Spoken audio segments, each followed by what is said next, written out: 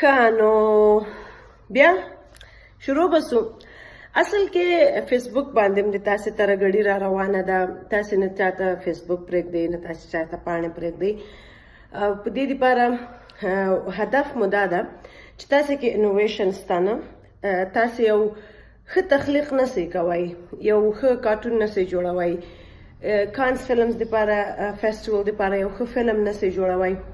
لکه فهیم چې کوم شینواری فهیم ده، هغه شینواری چې خپلې خویندې میندې آی ډونټ نو څو وارې به د دې مور خرڅسوي را خرڅسوي، هغه ته هم د ما دا پیغام ده چې خپله خو دې لکړه راخیستې ګوډ ګوډ ګرځې په اروپا کې که هر چېرته سوشیال ته پروت دی، دا دې هم دروغ ویلي چې ته ګوډ او په لکړې باندې د تګ اکټینګ کې. او بل دا چې زه په جیل کې نه یم، زه دغه د ښایسته په خپل کاوچ کې دلته په خپل کور کې او تاسو سره خبرې کوم. نو چونکې د دې ویډیو مقصد دا ده چې زه تاسو ته وایم چې په قرآن تاسو تجارت مه کوئ، په مذهب تجارت مه کوئ. خپل ځان کې یو څه لنده پیدا کړئ. یو I mean, what can I say?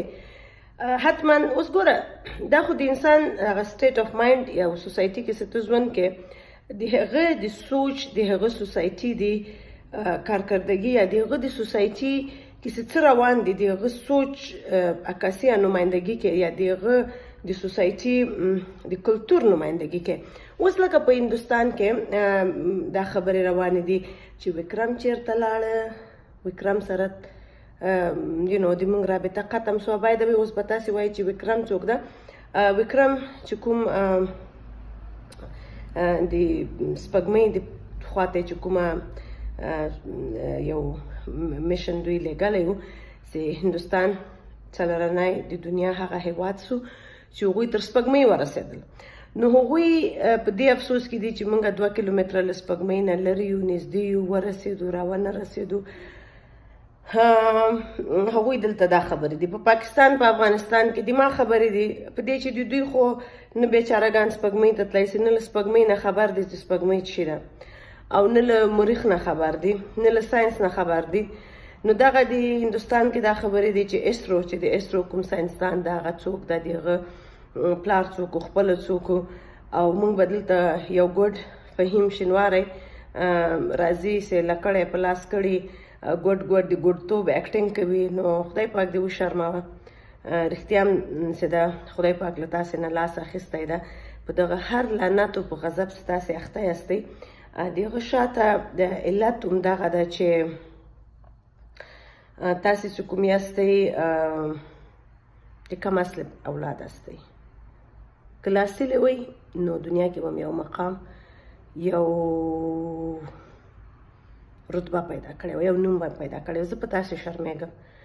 نو د ما دپاره خو مشکل نه ده، زه خو ډېره ښه هندي وایم. نو زه خو خلکو ته یم چې زه له انډیا نه یم، د ډهلي یم. په دې چې په پاکستان هم شرمېږم، په افغانستان هم شرمېږم، په تاسې هم شرمېږم. دوی چې هم وایي چې اوس به وایي چې والا څنګه لکه بلبلې غوندې پښتو وایه، بیا به زه وایم چې زه د خدا گواہ د امیتابھ بچن نور وم چې وایي السلام علیکم سرزمین ہندوستان کابل کا یہ پٹھان آپ سب لوگوں کو سلام عرض پیش کرتا ہے. تو میری بھی آبا و اجداد عبدالقادر خان کی طرح، جس طرح عبدالقادر خان بھی بڑی پکی پشتو بولتا تھا، لیکن تھا تو ہندوستانی. عدنان سمیع خان بھی ایسا ہی ہے. تو میں بھی آج کے بعد خود کو ہندوستانی کہوں گی. اور ہاں، پاکستانیوں کے لیے میرا جواب، بچوں بیٹا وینا ملک کیا بولنا کیا کہنا تیرے بھی. افسوس کی بات تو یہ ہے کہ کشمیر الحمدللہ اس دیش کا حصہ بن چکا ہے جو کہ چاند تک رسائی حاصل کر چکا ہے. تو مجھے بہت خوشی ہے اپنے کشمیری بھائیوں کے لیے کہ وہ ایک ایسے بڑے مدار کا حصہ بن چکے ہیں جہاں سے ہمارے صوابی کے بڑے بڑے فنکار، سہرا بانو جیسی اداکارائیں، دلیپ کمار جیسے، شاہ رخ خان جیسے لوگ گئے اور وہاں پہ انہوں نے اتنے بڑے نام کمائے. So there is a new thing which is called Indian dreams, and I'm so happy that all Kashmiri will be living the Indian dreams, the Bollywood dreams. Veena Malik, that you were never able to live that dream, honey.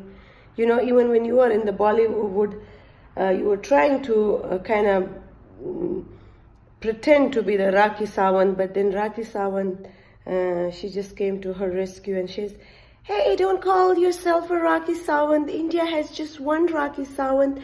Which is Rakhi Sawant? I love Rakhi Sawant, but I hate you because you're a bitch.